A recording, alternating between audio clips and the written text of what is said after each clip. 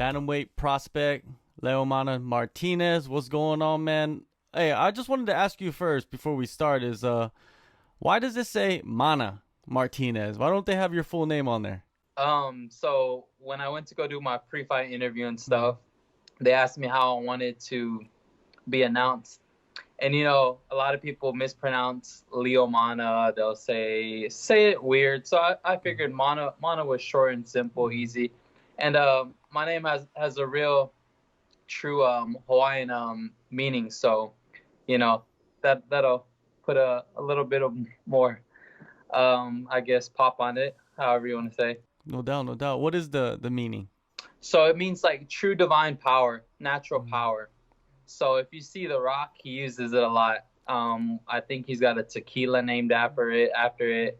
He's got his Under Armour clothing brand, Mana. So he's real big into the meaning. And I know my name is something special. It's something my parents have told me since I was younger, and I've always looked at it as me being a powerful human being. When ESPN put up the lineup right on TV and you saw your name for the first time on ESPN, how did it feel for you? Man, it was I got chills. I still got chills last night because they put it up for the Anthony Smith fight, and I was like, wow, this is happening. So then last night I was watching the fights again, and then they put it out there. And then they said my name out of every name that was on the list first, of course, because of Adrian. But, it was just a real chilling moment to hear my name, Mana Martinez. I was like, oh, man, my time's coming. I can't wait. Yeah, man, any place, I don't know about other countries around the world, but in the U.S., man, ESPN is ESPN, man. Like, you got to get on there if you're an athlete. Oh, since I was younger and I played baseball for the little time being, I've always wanted to be on ESPN. So it's really a dream come true. And come next Tuesday, I'm going to do something special, and I'm trying to be on SportsCenter Top 10. So be on the lookout for that. It's going to be surprising, man. I got big plans.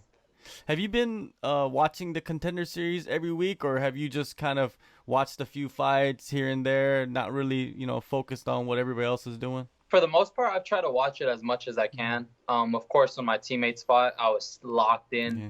I didn't sleep either of those nights very well because I was just so amped and pumped. But yeah, I've seen kind of what Dana's looking for. I've kind of envisioned myself getting interviewed already, what I have to say, and just ready to go out there and perform, John, man. There's nothing else to it. Yeah, I noticed that too, man. It's not just about the performance sometimes. It's about the opponent.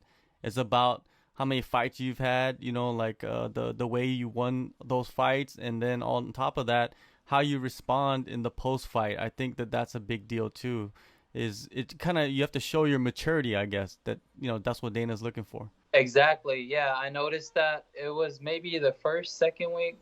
I think maybe that the night Adrian fought, one of the gentlemen fought on there, and then he just fought on that Anthony Smith card. So he kind of manifested it and called his way into it. So that was an interesting way of me kind of looking at it and saying, hey, if I go out there and start calling cats out after I win this one, who's to say I won't be fighting within the next month or two? Yeah, Impa, man, that's the dude. Yeah, he did it. I couldn't think of his name.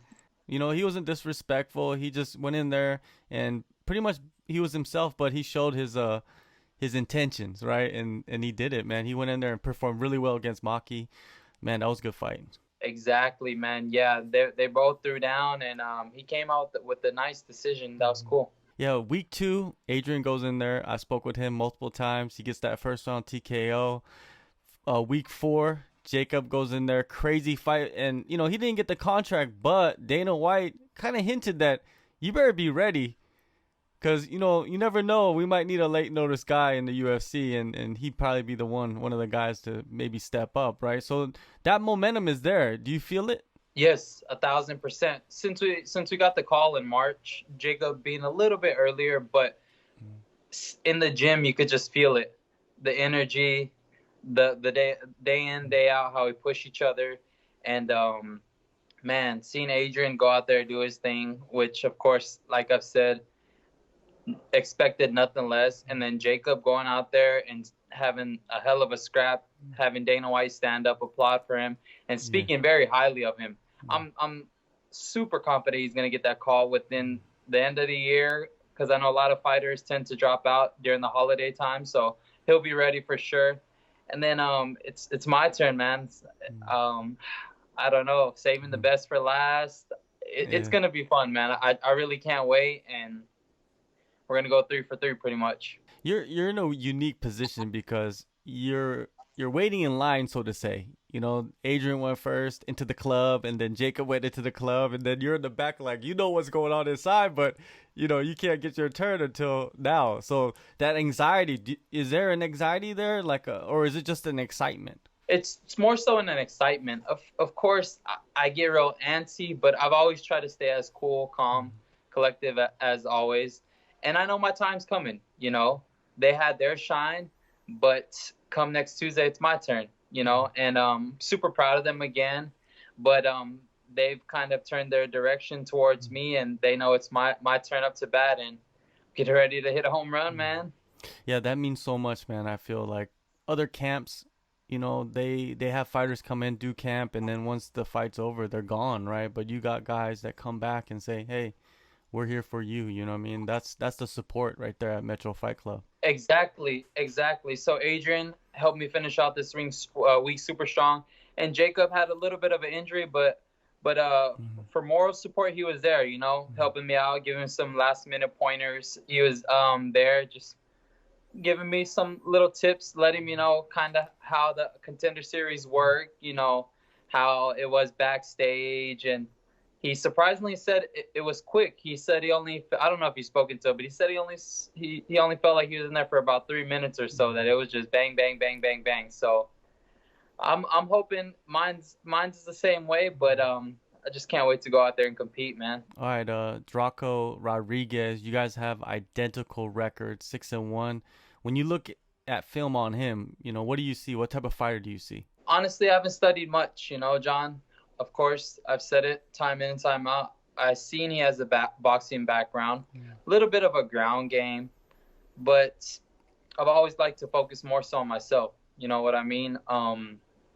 Nothing against him, you know. He's, at the end of the day, I respect any opponent that steps in the cage with me, but I have to worry more so about myself, see what mistakes I can fix from my previous fights, you know, what other combinations I can throw if a certain situation happens on the ground, how I'm going to defend it, and things like that. But I feel like I'm the better martial artist overall, and come next Tuesday, it's going to show. You said March, you guys found out about this coming up, and you've been training for this, you and your teammates, and it's been a while. Do you feel like right now is like the most prepared you can be in your career so far? Yes, I definitely do. There's a certain peak in all of my fight camps that I hit, and I've hit that peak. I just feel it. I know I'm ready, and my time is coming.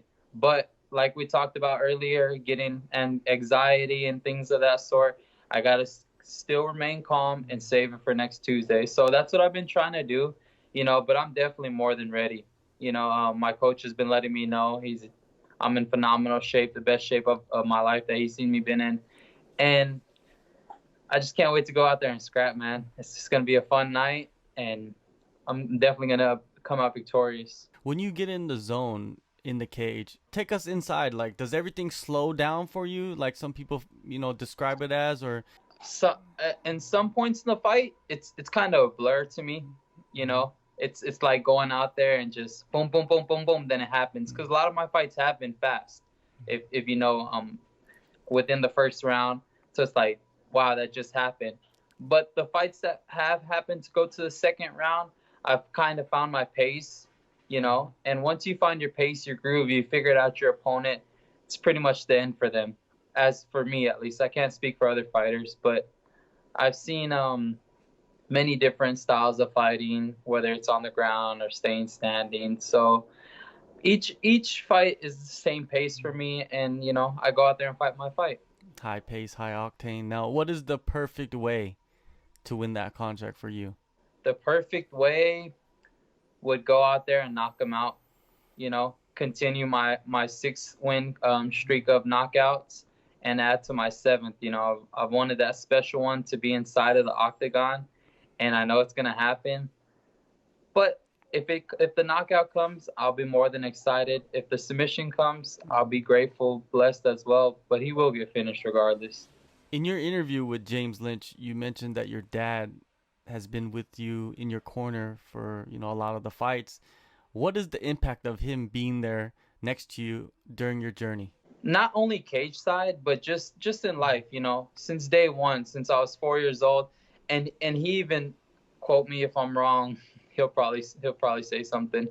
Since I was 2 years old, he said I had been kind of hitting pads with him in the garage, throwing down, and he was a big boxing fan back then, Bruce Lee. So he was a true martial artist at heart himself, and having him there in my corner since day one has just been a blessing. I'm super thankful, super grateful. I know I probably don't express it to him enough, but he knows the gratitude and how thankful I am for him to not only have him again cage side, but you know, helping me out still to this day with my meals, with my supplements, making sure I'm staying on the right track, keeping my head on the right swivel, you know. And when I do happen to fall out of line, whether it's something minor or not, he'll straighten me up. And me being the respectful son that I am, of course, I'll listen. So I'm just very thankful, very blessed. I can't express enough gratitude and thankful towards him. And when I signed that contract, he's going to be so happy, man. I can't wait. Yeah, definitely. Yeah, the support, man. Now, one last thing before I let Yes, you sir. go. You know, there's so many different types of competitors, right, in the sport and mentalities that you know people have. Do you feel like you have more of a mentality of a martial artist or a prize fighter? It's a good question. You know, I have a little bit of both. Of course, I'm always respectful, bowing in the cage, shaking hands, showing my respect to my opponent.